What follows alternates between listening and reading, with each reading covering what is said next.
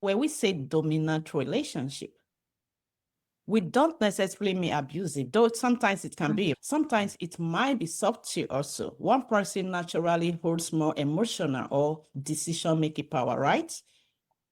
My understanding coming from that masculine energy, it doesn't have to be violent relationship as in physical violence. It can still be traumatic. What we are looking for is trauma movement on other people. You can have trauma for yourself as well because of that experiences. It rolls back into it. So we are talking like the trauma can be from different angles to different people, and it doesn't have to be physical. Even a strong stand and subtle continuous impact can also fill the cup. What I think about dominant relationship, it's more about how people relate within. So what maybe on the outside might seem dominant in some eyes, as long as it works, as Ashok said, as long as there is consent and it works between people, sometimes it's just who shows more power outwards. That's not a problem. It's more about how does it affect the internal world of both people.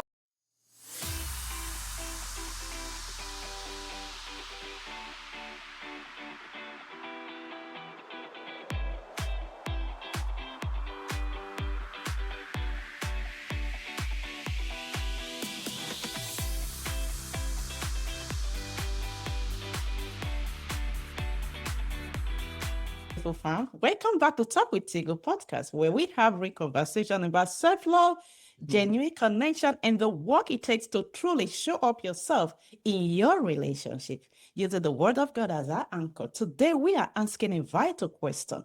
How can we find our voice in a dominant relationship? You know that feeling when you start realizing your opinions don't carry the same weight anymore. Were you always compromising, or were you have learned to stay silent just to keep the peace? But deep down, you are not peaceful. You are tired. You are upset, quietly burning. And you know what? That is the real and quiet battle. And today we are unpacking what that looks like and how it affects your self-worth, and most importantly, how to find your way back to your voice. And guess what? I have two incredible guests joining me for this conversation. Hi, Elena.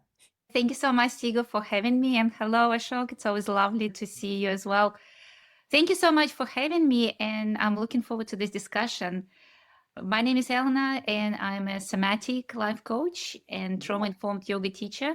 Working in corporate, I was this full-time working mom, juggling everything, and my own journey has taken me towards rediscovering of how can I truly live my life, truly have my voice, not only in relationship with others, but with myself. And now I teach others to do that through holistic ways of looking after themselves and their health, in mind-body connection, and as well as reflection. So this is my coaching is Grow and Body Thrive, and it brings all of that together, mind, body work, and your self-development. Thank you for. It's so beautiful having you here today. We have a second guest here. Hi, Ashok. How are you? Thanks, Tigho. Thanks for having me here.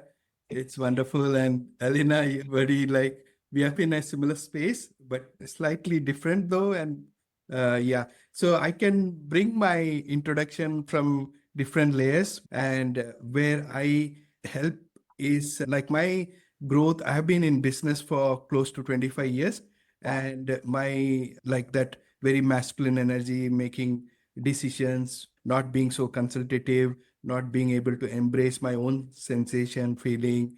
And from there, my journey has been to become a holistic coach, because I was looking for deeper meaning, because I had this business loss and became a yoga trainer.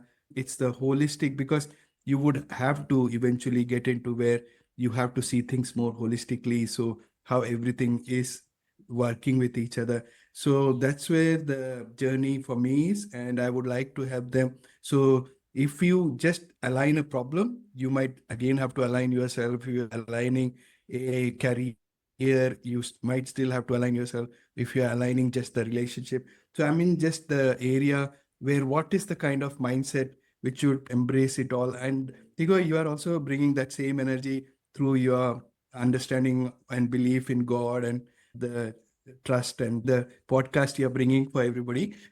And that's lucky that we could resonate. And Wow, that yeah. is great. So let's quickly dive in. Let's start by defining what we are really talking about today.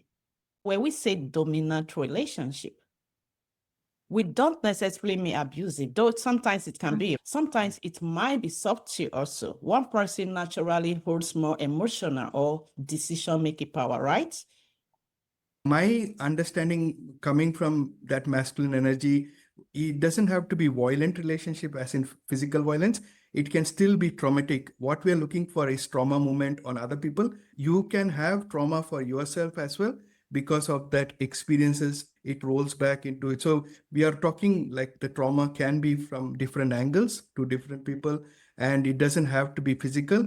Even a strong stand and subtle continuous impact can also fill the cup. There is that, and that dominant without being from the consultative space won't be healthy in relationship. It is good for short-term decision making, a trip, like you want to fly, so decide that way, but go for a holiday or something. Some people make more decision, that's okay. But in a relationship, it is very important that it remains consultative. Elena, what do you Thank you. think? What I think about dominant relationship, it's more about how people relate within. So what maybe on the outside might seem dominant in some eyes, as long as it works, as Ashok said, as long as there is consent and it works between people, sometimes it's just who shows more power outwards.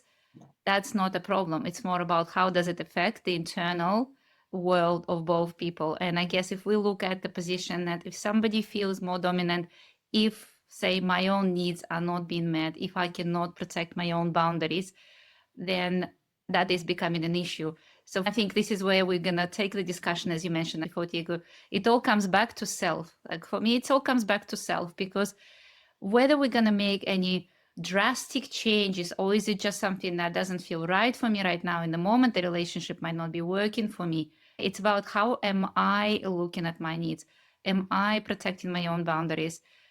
So we need to work on ourselves, because reality is we cannot really affect what the other person is doing. Sometimes the person maybe is flagging to us what do we need to look after, look in more deeply inside us. So it's about building up and protecting your own energy state and looking after your own needs, so then you can start making better choices and better decisions for yourself. We need to look after ourselves first, because it's very hard to do that. If you are depleted, if your energy is low, it's very hard to think clear sometimes. So I always say, like, when in doubt, come back to self, start building your energy resources first, and then you actually have the space to breathe and you don't feel like you're underwater. You want to be above the water to be able to see clearer what's happening. It truly starts with self. And that is why we are here today. You know, what we're here for is now. You are in a space where your voice is no longer appreciated. Many are in that space. You might be in a relationship and you're trying to make your own suggestion, you're trying to make your own point, and it's being shut down by your partner. It can be in the family circle. Your voice is not just heard. It can be very painful. I know a lot of listeners are nodding right now, realizing that they have been there. What do you think? So my thought around this is, I see this is a beautiful share you provided, Tigho.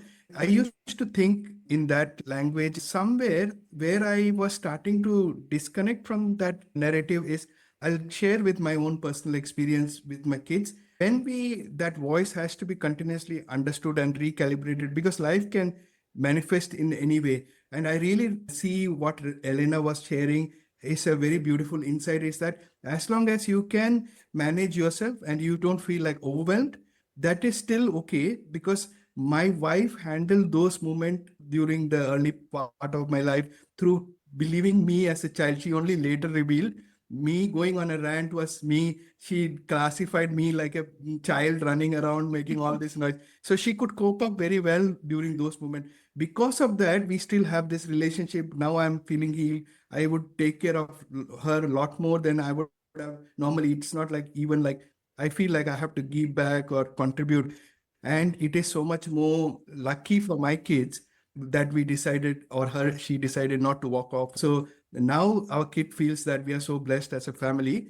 But had she didn't have that capacity to hold on for a little more longer and just take that. But again, I'm not advising or advocating for people to hold on through trauma where it becomes into a long challenge where they're losing their mind or health.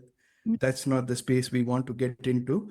But as long as if they can cope strategically, then it's something as an option to go for. So it's like not a transactional relationship, because life is not and marriage is not. Sometimes you might have to hold on a little while where the result starts to come back at a different time. That is a beautiful share. And it was a powerful one. Thank you so much for that. Yeah. Okay. Let's talk about what happened emotionally when you are in this kind of dynamics.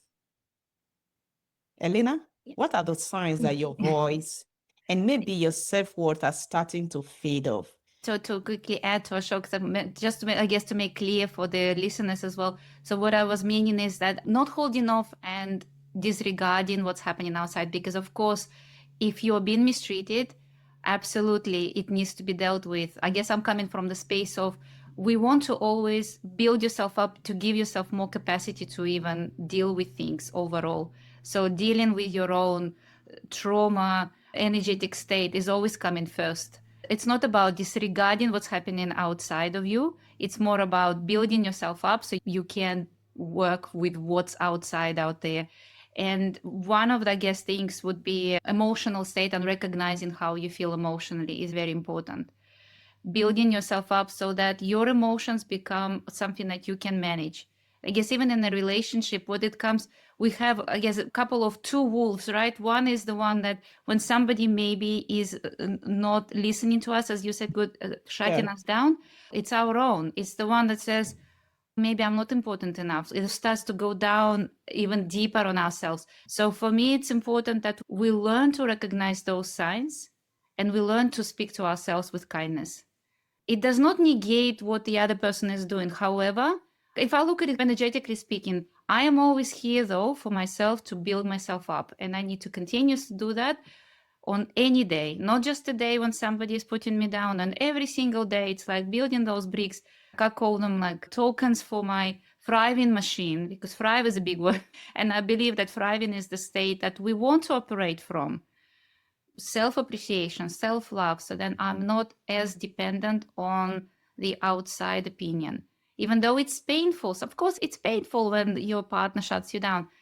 But how can I support myself so then I'm not going down, but rather maintaining myself up, and perhaps maintaining also the calmness to speak up? Because quite often, if we are very emotional, if we are depleted in our energetic state, we might either not say anything or go into rage exchange. So it's about, that's why I think it's important to have that emotional understanding, and not even control, it's understanding of my emotions, knowing how to regulate. Then I can respond with grace, or not respond, but still with grace. You know, it becomes more of a choice rather than just following somebody else's agenda. And I think maybe this is where I guess I see the dominance. So the dominance is, am I just following the other person along, or am I allowing them to be the way they are while I am working on myself and maintaining my state? And I loved how, Ashok, thank you so much for sharing the story of your family, because it just shows that the strength of your wife, she carried that strength. She worked. I know that she is also in mindfulness. So she was wisely maintaining it. Very wise. She did what she had to do. But that's why it's so important, because no matter what happens, we can look at ourselves as characters in a movie or a game. The scenes change. The people around us change. But who are we if we take ourselves out of that picture? Who am I? If I shut down my screenshot behind me, who am I? What is your identity? I love that question. Yes. So it is about emotional, understanding emotions is part of the identity. And I believe that everybody can learn it, provided they have enough energy in their tank. Because if we are super low, it's too hard to see anything other than feeling depleted. But if we start to fill ourselves up, like all of a sudden, I cannot just walk, I can also run. You know what I mean? That's how I look at that. The point of view coming from that self And how she was saying to self-regulate is the essence of it. Because even in that relationship, is that if you are managing it, if you are able to handle that, what you are actually showing is, if you can hold on to that situation, you are showing to the other person who is coming with the vulnerability, who is coming from suffering, who is coming from challenges, that this is a possibility. In such situation, the classic example of a person getting angry is because they have seen around them people getting angry as the response mechanism. And when they see there is an alternative to that, and seeing your wife or partner holding that energy space and energy, but they feel very powerless actually in that space, it's very that the brain would automatically want to move into that direction, where because they are all that they are doing is to gain power. So that looks like the way to get more power, by being able to improve your emotional resilience and strength. And yeah, that's very, it just helped me to even expand my understanding. Thank you, Elena. And thanks for the opportunity, Tigho. I think like what Elena said, it's true. All truly starts with you. And before you can be in this space of what we are discussing at the moment, there must be what we call self-awareness. Are you truly aware of what you are going through? Elena, what do you think about that?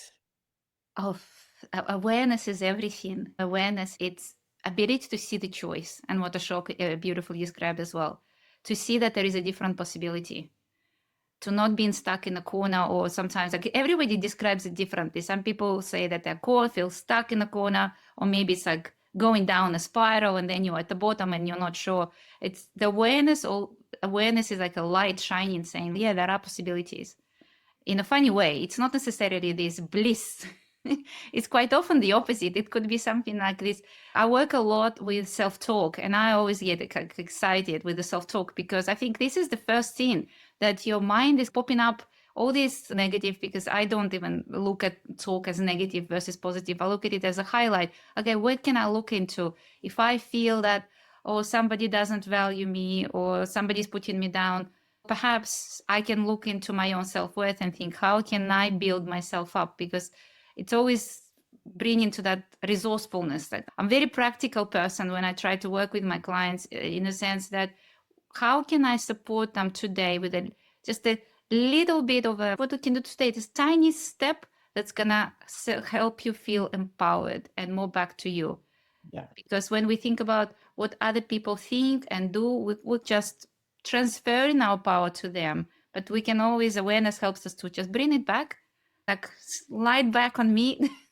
And it's not selfish, it's just essential. Because if we all start to function from that sense of, this is me, this is my needs, these are my boundaries, what are yours? It's, how kids come to play in a sandpit and they have their own toys. Kids are very wise. They describe their needs and their boundaries very well. As we grow up, we start to maybe focus sometimes, especially as we have families. It's very easy to look after other people's needs.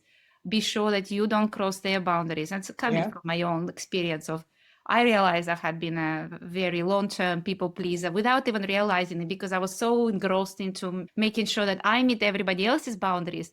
And then it was a thing to realize, where are mine? And they were far behind because I was so much forward.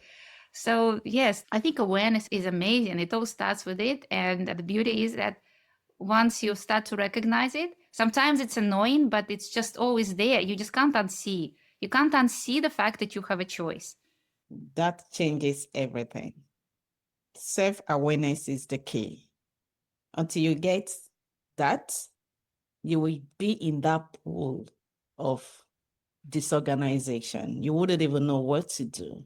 You wouldn't even know what is going on around you. And that is why many persons are tied in this space of always making excuses for what is actually hurting them, because they don't understand what it's all about. They get frustrated. I've seen instances where they ended up so badly because violence set in. When the person realizes herself, she is very bitter because of what she's been through in that journey. So, what do you think about that place of compromising you, which at the end of the day, it leads to self-abandonment. That's a big thing, and I have reflected on that for a long time. The biggest challenges happen from self-abandonment, where all the challenges come and you start to lose because you start dropping your boundaries. You don't know what your needs are. You don't know where the relationship really stand. You lose trust in yourself. What Elena was saying is a beautiful clarity around staying with the highlight. So those in coaching, we assume that those are like God-given moment, which we Yeah. want to get rid of it as quickly as possible. Yeah. So that's where we should, if we can regulate ourselves to stay in Yeah. that wisdom, it helps you grow and expand and Yeah. make the right decision, not like more instinctive decision. Because we, even as coaches, we don't want to advise what is the right thing to do for that person. It is because the inner self would guide them if they have that peace and the space they can create. That's why I would really recommend for people to have friends who we as coaches actually help them in two things only, mainly creating them the space where they trust and they can regulate themselves. And the second thing is to have tools or solution like help them to think more deeper. If they have good friends, then who are of those caliber, but those people who have these two ability, they could take them through a beautiful expansion to see what is the right decision for that person going through this challenging situation of a dominant person.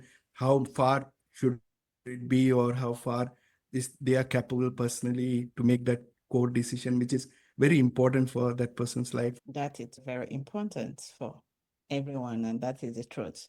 Mm. Thank you for your great share, Elena and Ashok. It's been a beautiful ride, isn't it? For our listeners, if you still listen to us at this moment, we want to have your take. What do you think about the topic thus far? What is your thoughts? If you are in that space, why not jump on the comment section and let us know how we can be of help to you. Thank you so much. All right, let's go back. Okay, now let's talk about the turning point. That moment where you finally realize, now you are aware. What does that moment look like? It can look messy. It's probably at those points where they're called pain points for a reason. And it might not feel like this beautiful awakening at all. And the Yeah. beautiful thing about awareness is that it doesn't switch off. And even on the moments when it shines on, and Tigho mentioned it, everything looks negative. This is also a point. When everything looks negative, it only proves the fact that, yes, there is definitely a different side towards it. And it's about having that belief that you can turn things around, because the choice is always there. Sometimes you mentioned that having friends who would support you. So having somebody, friend, coach, anybody who will always say to you that no matter how far you have gone, because another thing to remember that we humans always start to then go back with self-guilt and shame and everything. And so how could I have allowed myself to get to that point? It's okay. Everything is okay. Hold yourself there. Have support of people, knowing that at any point of time, you can still turn the things around. You can. And the more painful the moment, the more your inner self is saying you can do it, because the choice is always there, regardless of circumstances. You can, whether it takes a friend, somebody in a family, a coach. As coaches, we provide space and we're there saying, this is the tool. I always have, because I work with embodiment, I always want to make it something that works for my client. I just had a session today and we talked about how it's about creating that connection where they are right now and where they want to be, and feel it. This is where the embodiment comes in. Because I said to her, once you have that feeling, nobody can take away that feeling from you. Like me or somebody else who supports you, we're just there cheering you on or maybe giving you some suggestions. But once you have that connection towards where you want to go, and in those pain moments, that's exactly the time when you know where you want to go. Even if it's not 100%, but you just know you want to feel different. Then hold on to that different, strap on, and then just take one step at a time and get support if need be. Those are the moments that define you. We've all been in this situation. We've all picked ourselves up more times than we know. But each time, if I ask you, Ashok and Tigho, if you can think back at the moment where you were in your lowest point, and you can look at that person then, did that person know all the answers? No, they didn't. But what did they have? What did they have that got you where you are right now, or when you overcome the situation? There was that deep trust and feeling that I want to be there, and I'm gonna, whatever it takes, I'm gonna get there. I'm Yes, gonna maybe it get took there. help. Yeah. Yes. And Yeah. I always encourage to feel, and it took a while, but I have quite mastered, I think now, the feeling of self-appreciation. Self-love, I sometimes still struggle with the concept, but I look at the self-appreciation and apply it to each version of me in the past, where, especially in the pain points, when they took that decision and kept going. And I would look back and I think, oh my God, how did she know? The truth is, the point of realization is the point that you got your power back. You are not in possession of your power. Nothing at that moment can stop you because you got it all figured out that this is who I want to be. In fact, this is who I was. I might have lost it at this point, but right now I'm getting it back. So that is why that point is very important, because it's void of excuses. Clarity has set in. And at that point, nothing can stop you. So for me, the definition of a turning point is where you, because all these challenging times, you are self-abandoning yourself because you want to be present for other people, but not for self. Yeah. So there is a limit of how much you are not going back to yourself because you held it away from yourself so long that it's starting to disconnect. And so that is a very useful turning point where you can sit back and think, is it the right way? There is never a case that you would have figured it. Yeah. But if there is a deep requirement in that, when you're in the regulated moment, it still says that you have to move on. You would find the courage, you would find the resources, you would find challenges to overcome. That's the beauty. You just have to take the first step. Trust in you. That's where the faith comes in, yourself, anything. But that's where you take the first step and the journey moves on like that. As Elena said, again, to reprogram ourselves, we have done through coaching. It seems, oh, I've come this bad and I'm this, and like branding. And then it just takes a few coaching sessions and they think, oh, and I was sitting all this while thinking this. And the wow moments are so amazing to experience for us coaches, and to see that it's not all that. It's just that because you've been created all these stories as well as you can just undo that as quickly as you want to. That was so beautiful. I love when Elena talked about the moment of stillness. That is where you regain yourself, your power. That moment of deep reflection is something so powerful. And I encourage my clients every day, practice it in your life. It helps us in our journey. That moment of stillness brings us to that point where we are really true to ourselves. And if you can practice journaling, there's something I call reflection journaling, not just gratitude journaling, reflection journaling. It helps to truly bring your past into your present. The negative, the positive, the bad, the good. And this has a way of rebuilding the you, because it's a place where you truly have to understand you. Where have I missed it? Where am I not doing well? Where have I abandoned myself, my boundaries? Where have I lost it? So that brings us to reclaiming our voice. Now let's talk about the healing process. What do you think? Reclaiming your voice with, to be honest, I would start straight away. So for me, gratitude is very powerful. You mentioned gratitude journaling. Journaling could be a great way to reclaim your voice because you start to understand yourself better. Sometimes though, I know that it might become, especially if people have been holding off so much and there are so many emotions and it's like opening a flood and they're a bit scared of it, it might feel daunting to start to journal. So I think gratitude is a great way to start because that's kind of concrete, because quite often when we are abandoning ourselves and we are living more with a response to the external world, It's more about we are doing a task. This is a task and I'm going to do that task rather than going from the within and creating something. So I think gratitude could be a good one because then you're doing a task, but it's a good for you task. You know what I mean? So you're practicing, okay, I'm going to write my gratitude journal. I understand that task and I'm going to write it down. Another way I know for myself, when I was going through I needed to uncover a lot of old layers, was an advice to do journaling, just to sit down and write. And I remember initially it felt strange, but then I think it was saying like 10, 15 minutes, just write whatever comes up. Yeah. But then you start to recognize your patterns of thoughts and it becomes more familiar, because quite often for us, it's about, as you said, Tigho and Ashok, that it's honesty, is to see ourselves where we are at, but doing that without judgment, with kindness. And I think one of the practical ways is just to do it more and more often, to look at yourself more and more often. When you start journaling without necessarily an agenda of putting things out there in a particular prism, you get used to yourself. I like to compare it to an example. Sometimes when we look at our photos, if you took a photo and you look at it and you say, oh, no, I don't quite like it. But then time will pass. Or if you keep looking at your own photos, you start realizing like, actually, I look good at it. And I don't know if you guys can refer to that being on video Yeah. for the first time, but it's about what changes. You are Okay. still the same person. It's just, it becomes familiar. So I reckon the big gap is that looking at ourselves isn't familiar because we're so used to looking at the other person, meeting their needs. It all feels alien.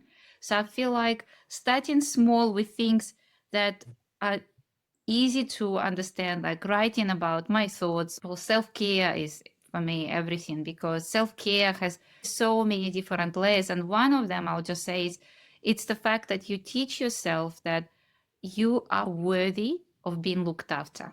This is how I look at it. Because why do we look after other people? Because we love them, because we want good for them. So if I look after myself, I'm teaching myself I'm worthy. I'm adding on. So not only I am increasing, say, my energy resources, but I'm also adding that extra cream on top. So I feel great and I'm worthy. And imagine that. So you're all of a sudden from here, you're going up to here. And you just can't help it. You start feeling better when you look after yourself. For me, the gratitude journal is a very beautiful experience because we don't have a culture of, we say thank you and all that, but we don't have a culture of thanking ourselves and to be with that area where we are not comfortable. There's a script because of we put our TV. We don't know how much impact these things are bringing us, social media. So you need this extra things to make you enough. That's been a constant, like even we lose the personal judgment from the schooling era because so many times from our schooling to our media, we are being told we are not enough. So anything which is get imbalance has to be rectified. So the very powerful way of gratitude and journaling is again like to, because you're seeing all sides of yourself without criticizing. It has to be as neutral as possible, just as experience. And then the brain will be without biases, less biases. So any experience is not good or bad, just that experiences and the sensational and emotional feeling around it is the more critical way to look at it. And apart from all those shares Elena has made, I would like to also expand it into meditation. And that meditation can happen as prayers and journaling, reflection, because in that meditation, when you are in that silent moment, you are starting to touch with your sensation and what's coming up. So it's a way to process those deeper emotion without branding, because very often these days, just because we know COW, we believe that we understand cow. Somebody might take 20 years to relate with a cow properly. This is how we have been starting to quickly judge and make a assumption. So if sitting with those sensation, in Muslim culture, there's 5-time meditation, in Hindu culture, and in Indian, there's prayers, in Christianity, prayers on a regular basis. Prayer is what? You are just trying to reflect on all the deep thoughts you have while deeply reflecting on yourself and the experience.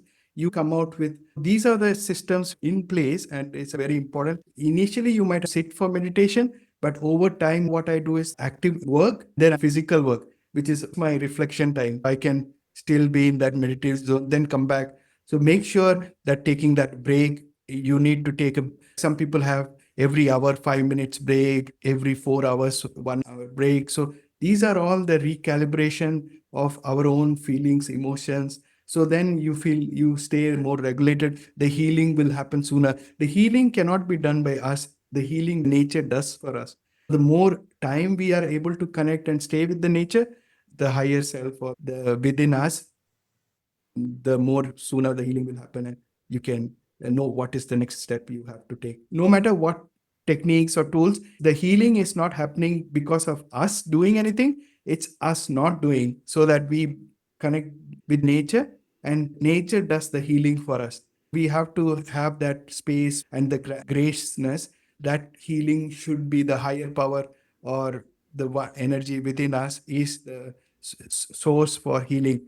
So every day, whether it's 1 hour every 5 minutes, 1 hour every 4 hours, or a sleep overnight, and taking a couple of days break for fasting or meditation, all those should be included in your system, that you stay regulated and you are in tune with yourself, and have some tools around journaling, meditation, and all that. What a wonderful and beautiful share.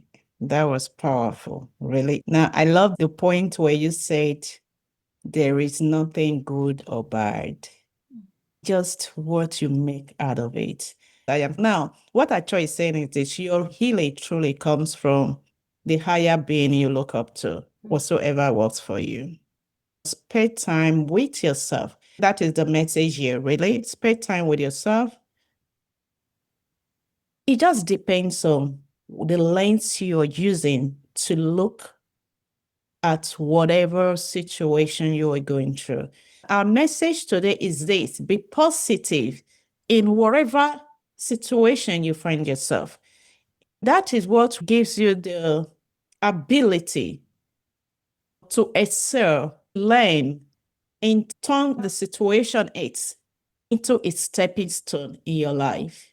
Let me quickly use this word from the Bible. It said, all things work together for good to them that love God, to them that are called according to his will. No matter the challenge you're going through, it's for your good. No matter the situation, it's working for your good. I have a speaker that will say, a life without a challenge is not a complete life. Because that challenge makes you a better person. It makes you who you are. It takes you to your next level. What makes this possible is your mindset, what you make out of it. Do you truly believe that situation, doesn't matter what it is, it's actually building you? It's actually making you the great woman. All the challenges I've been through in my life, it makes me who I am today. Maybe that is why I'm doing what I'm doing today, because I've seen it, that it has built me. I cannot have the ability to withstand certain things in my life. If they weren't there, I wouldn't have learned from it. If I had been in the place of people pleasing, I wouldn't be teaching self-love today. If I hadn't been in the place of abandoning my boundaries just to make sure someone is happy, I wouldn't be here preaching self-love and genuine connection today. Thank God for every step of it. Drew positivity from whatever it is, and let that transform you. Let that rebuild you. Let that makes you the great man and the great woman that you are born to be. Right. What is one advice you want to give to such a person that is truly still feeling small, still feeling so scared to truly speak up? Like I would say, your voice is your authority. Anything that silences your voice, silence your destiny. What advice do you have for such a person? What I would like to share is that many times even the positive is not a good benchmark, because even the positive, they might eventually get into a area of where they would word it in a way that is acceptable socially. But I would rather want them to stay in the truth and just believe that is okay. It's so important that that experience is okay. It is that how it is meant to be. The first level is the acceptance of that event, that it might be making them feel scared, it is making them feel worthless, not of value, not of contribution, It's a deep pain, and that pain is okay. So even if you are not looking for that, like I know, Tigho, where you might resonate it as positive, many people wouldn't understand that, and they would look for some easy way, positive as in life is good, or at least he's there. That's not the positive you're asking for. You're looking for them to expand their awareness. As you said, there is no way without challenge you can grow. There is no way. It's not an option. The challenges are meant for your growth. Your muscles cannot grow without challenge. Any resistance and any challenges is the only way to grow. Because if you're walking, you're trying to get away from the gravity. So it's a blessing that those challenges come because God is expecting more, or you are desiring more from your life. That's why I've understood that the cooking process is longer. You have to go through a lot more hardship so that you come out stronger because you ask for it. You don't want to play small. You don't want to have an average life. So might as well make it now. If you want to be a world-class athlete, for sure you have to run a lot longer than a lot of other people and have more sweating and discomforts. Elena, just one advice for Thank you. such a person Yes, listening. thank you. Thank you so much, Ashok, for your beautiful share. I think mine would be very practical. In case somebody is listening right now and you are feeling depleted, you are feeling that you are not heard, you're feeling you are not being respected, one word for you would be you're worthy. I want you to remember that you're worthy. And right now, something practical, I invite you to take any practical step, anything that would show yourself that you've got yourself. I don't know, for me, automatically it hands on my heart, whether it's just holding yourself, just taking a pause here. You're worthy, you've got yourself. And all of us combined in this virtual room, we believe in you to make that first step forward. Whether it's making yourself a cup of tea, continue showing yourself you are worthy. Anything that invokes that sense of worthiness in little things, do it and keep doing them. And then when you are also able to start to look at the bigger picture, sometimes we can't see the bigger picture. If you can see the bigger picture, then Ashok summed it up. If you cannot yet see the bigger picture, keep supporting yourself and reach out, whether it's a friend, it's a relative, somebody that you can trust, it's a coach, but it's just remember that you've got it. And all of us here, we have all that belief in you, so you can borrow our belief until you can start believing in yourself. That voice in you saying that it shouldn't be, the fact that you're listening to that podcast means that you're feeling down, it can be different and you want it to be different. And that's already enough for me to know that you've got this, because you can see that way out. You don't know what it looks like yet, but because you want to feel different, you will. That is so reassuring. And that is the voice of reassurance that you are worthy, you are enough, you are beautiful, you deserve to be loved. And most importantly, your voice deserves to be heard. I just love that reassurance. And please stay positive. Positive affirmation will help you. You are worthy. Just remember that from this message. The first step really is you being aware. And once you can be aware of it, the issue is 20 to 30% solved already. So what we can encourage you is to take the necessary steps to heal. If you think you need help, don't hesitate. Speak to someone about it. There is a saying that a problem shared is half solved. Right. Thank you, beautiful guests, for today. There is something we introduced into our podcast recently, true or myth. I'm going to put forth the questions and we would love to hear your take on that. And this is for Ashok. In a healthy relationship, what partner has to be stronger than one?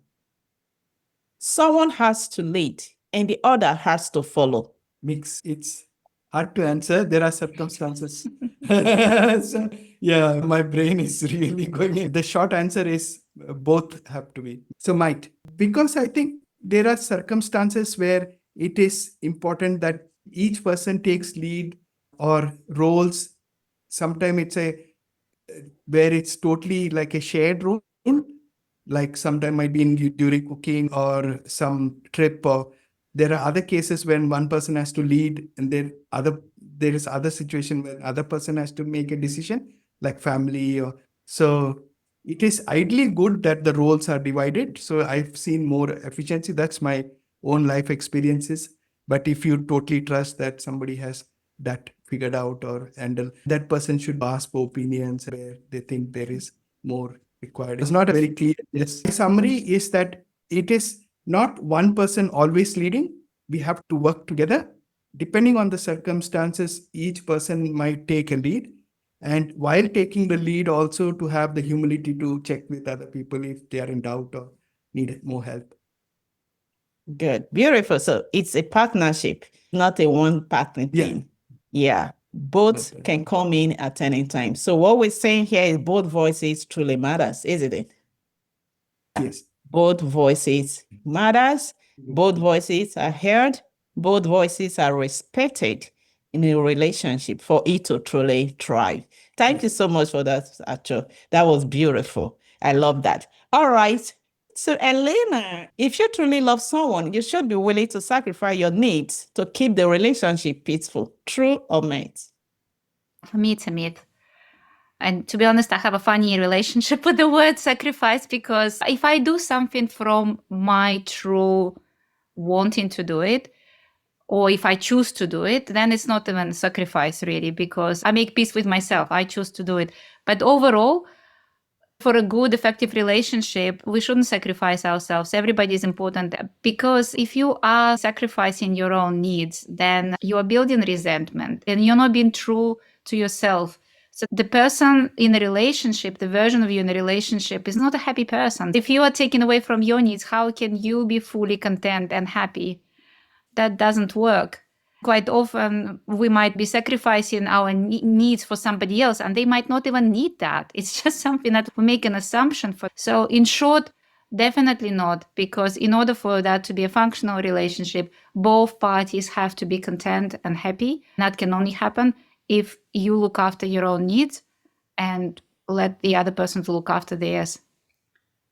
Okay. Do you agree with that? Yes, the expansion should happen from looking after yourself. And then if you have the capacity to expand it to look after other people's need, but there's no way you can be whole and be of contribution for a long time if you are not taking care of your own personal need. So I agree with Elena. Absolutely. There is no way you can sacrifice your needs to keep a relationship peaceful. We understand there is a place of sacrifice in our relationship, but not your needs. You are worthy, you deserve your needs. Yeah, there is a place of sacrifice. Nobody is taking away that from every relationship. From Because every relationship. people Actually, do you believe that? Yeah, because people do that. That sacrifice is very normal and it will come from within you, because many people, women decide to leave job and all that career. It's a big ask from them, even leaving home and staying with the partner's house. So all those different combinations are like sacrifices. And even men staying, working overnight, traveling and leaving home for work reasons. And so these are all different sacrifices we are all making that can only come if it is from within you and you have the power to drive it. It feels more happiness, like it just gives you more joy on doing that and taking like It looking gives you for it. happiness and it gives you more joy because it's willingly you want to do it because you know it's for the betterment of the relationship and of the family. Do not sacrifice your need because you need to be healthy to do the things you need to do. If you are not taking care of yourself, how are you be able to do those things? It's very important. We come to the end of this program. I just want to say a very beautiful thank you to my beautiful guest, Elena. It's been a beautiful ride. What do you think? Oh, beautiful. It's a lot of content and a lot of share and value add from all of us. Elena? Yeah, thank you so much. It's always a pleasure to have a discussion together, but thank you for this beautiful discussion and the shares. I really enjoyed spending this time with you all. Thank you so much. And to everyone listening, if this episode spoke to you, take a deep breath. You are not alone. And it's never too late to start finding your voice again. And if you had to be part of this community, you can reach out to us through the link in our bio. And don't forget to comment, share, and subscribe for more deeply rooted conversations on self-love and relationship. Until next time, keep nurturing that relationship that truly matters with yourself. And with genuine relationship, we can make the world a better place, starting with